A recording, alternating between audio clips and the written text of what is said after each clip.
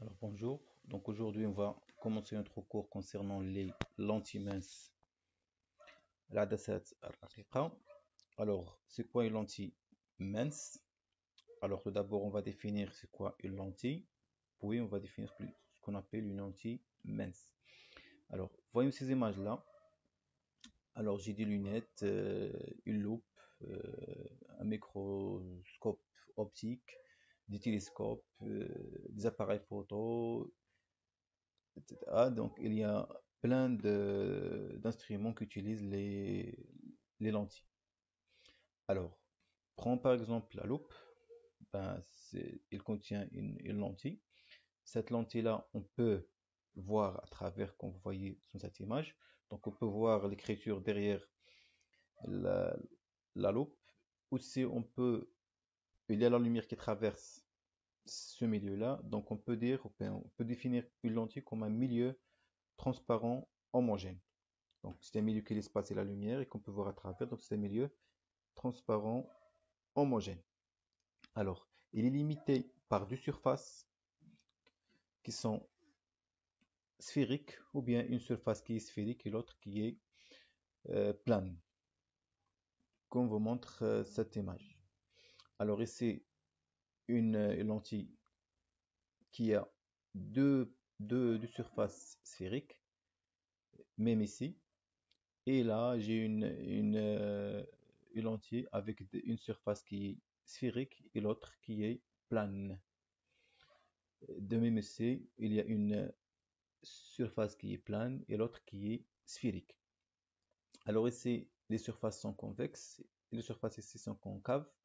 Donc on peut appeler cette lentille une lentille biconvexe et celle-ci biconcave.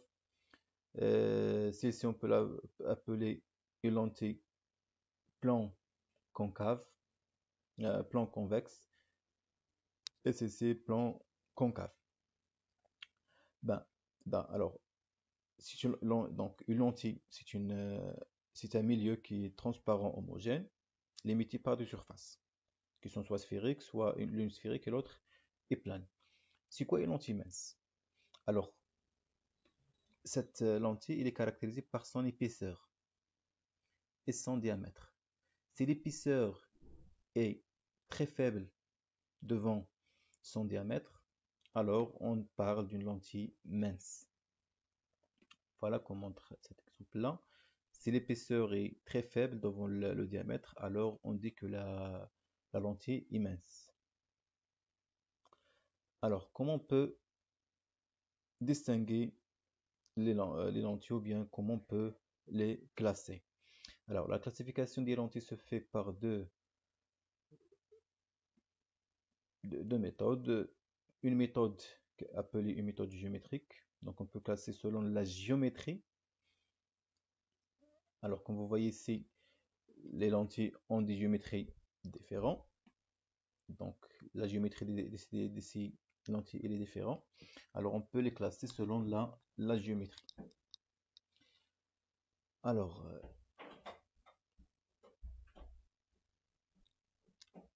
les lentilles qui ont à bord mince.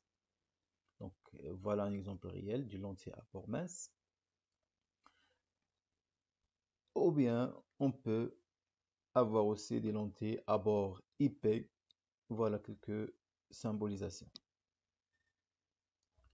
Donc, selon la géométrie, on peut distinguer les lentilles en lentilles à bord épais et lentilles à bord mince. Alors, mais aussi on peut les classer selon leurs propriétés physiques. Pour cela, on va réaliser une petite expérience sur chaque type des lentilles, c'est-à-dire des lentilles à bord mince et des lentilles à bord épais. On va envoyer un faisceau parallèle, bien un faisceau cylindrique sur chacune des deux sortes de lentilles. Alors, les lentilles à bord épais, elles transforment le faisceau cylindrique en un faisceau divergent. Par contre, les lentilles à bord mince, elles transforment les faisceaux parallèles en faisceaux convergents. Donc on parle d'une lentille convergente. De même aussi pour les lentilles à bord épais, transformer les faisceaux cylindriques comme je disais en faisceaux divergents, donc on situe lentille divergente. Alors, donc comment on peut représenter ces lentilles? Pour les lentilles convergentes, on peut les schématiser comme ça. Donc ces flèches indiquent qu'ils ont un bord mince. Et pour les lentilles divergentes, ces flèches-là, elles indiquent qu'ils ont un bord épais. Alors, mais pour cette année, on va se concentrer que sur les lentilles convergentes. On va étudier que les lentilles convergentes. Les lentilles divergentes sont hors programme, on ne va pas les traiter. Alors, quelles sont les caractéristiques d'une lentille convergente? Alors, une lentille convergente est caractérisée par centre optique, qui est le milieu de la lentille, et un axe optique, qui est un axe qui passe par le centre optique et perpendiculaire à la lentille. Aussi, les faisceaux, comme j'ai dit, ils sont convergés vers un point. Ce point-là est appelé un foyer principal image, puisque il est situé de l'autre côté, donc le côté image. Par contre, ces rayons-là sont de le côté objet. Alors, donc, revenons à notre schéma. Donc, le foyer qui est ici est un peu le foyer image, puisque les rayons ils sont issus à partir de ce côté-là. Mais si les rayons ont issu de dans l'autre côté, de l'autre côté, alors elles convergent vers ce point-là qu'on appelle un foyer principal image. Aussi si les rayons sont issus de l'autre côté. Mais dans ce schéma-là, ce point-là est appelé foyer principal objet, sachant que les rayons lumineux sont issus à partir de la gauche vers la droite. Alors la distance entre le foyer objet et le centre optique est appelée distance focale objet, et la distance entre le centre optique et le foyer principal image est appelée distance focale image. Donc généralement il faut retenir ces caractéristiques-là, c'est-à-dire le centre optique, l'axe optique, les distances focales image et objet, et les foyers image et objet. Donc, le foyer principal image du lentille est le point de l'axe optique où se concentre l'énergie du faisceau de rayons lumineux incidents parallèles, c'est-à-dire que les rayons sont issus de lointain, d'une source lointaine, bien sûr. C'est-à-dire qu'elle provient de l'infini. Alors, le foyer principal objet, c'est la même chose.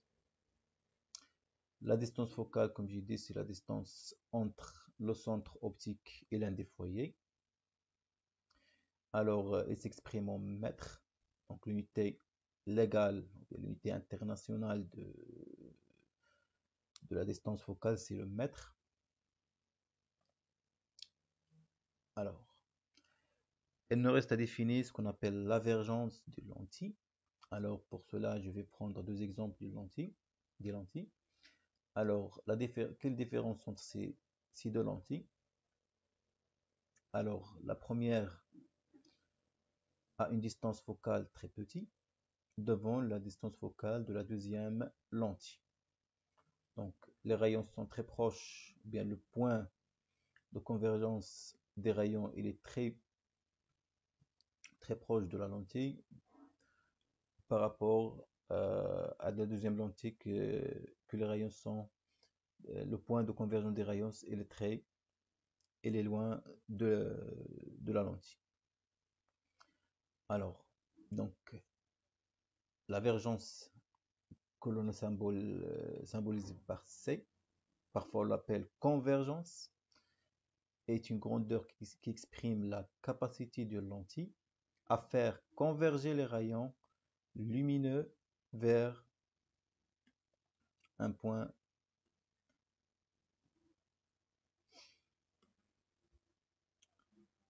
Alors, mathématiquement parlant, la vergence est l'inverse de la distance focale. Donc, C, qui est la convergence ou bien la vergence, c'est l'inverse de la distance focale. La distance focale est maj. Elle s'exprime en dioptrie, mais attention, il faut que la distance focale soit en mètres. Alors, passons à une application directe de cette relation-là. Alors, pour cela, on va considérer deux lentilles convergentes. Comme j'ai dit, on va travailler seulement sur les lentilles convergentes, pas les lentilles divergentes. Alors, une lentille 1 apport distance focale qui est égale à 4 cm et lentille 2 apport une vergence qui est égale à 20 dioptries. Alors, la première question, on vous demande de calculer la distance focale de la deuxième lentille, qu'on appelle f'2. Et pour la deuxième question, il y a une erreur ici, c'est la question 2. C'est calculer la vergence C1 de la lentille L1. Donc pour cela, on va utiliser juste cette relation-là. Ils ont demandé de calculer la distance focale, donc on va faire passer f de ce côté-là et c de l'autre côté. Donc f' est égal à 1 sur c. On va faire l'application numérique. Alors, donc f2' est égal à 1 sur c2. C2 d'après les données est égal à 20 dioptries. 1 sur 20, c'est 0,05 mètres, qui est égal à 5 cm, d'après la conversion. Alors, pour la deuxième question, on va calculer la convergence, ou bien la vergence de la lentille L1, qui est égale, d'après la relation, c'est l'inverse de la distance focale. Donc, la distance ici, elle est en centimètres. On va convertir 4 cm en mètres, qui est égal à 0,04 mètres. Donc, 1 sur 0,04 est égal à 25 dioptries. Alors, ce qu'il faut retenir, c'est que les lentilles, une lentille, c'est un milieu transparent homogène, limité par deux surfaces sphériques, l'une sphérique ou bien l'une sphérique et l'autre est plan. Aussi, on peut classer les lentilles en lentilles convergentes, divergentes selon la classification physique, ou bien en lentilles à bord épais et lentilles à bord mince selon la classification physique, géométrique. Les principaux caractéristiques du lentille convergente, à savoir le centre optique, l'axe optique, les distances focales objet et image, et les foyers image, foyer, objet. Ainsi que la vergence qui exprime la capacité de la convergence qui est égale aussi à l'inverse de la distance focale. Et merci pour votre attention.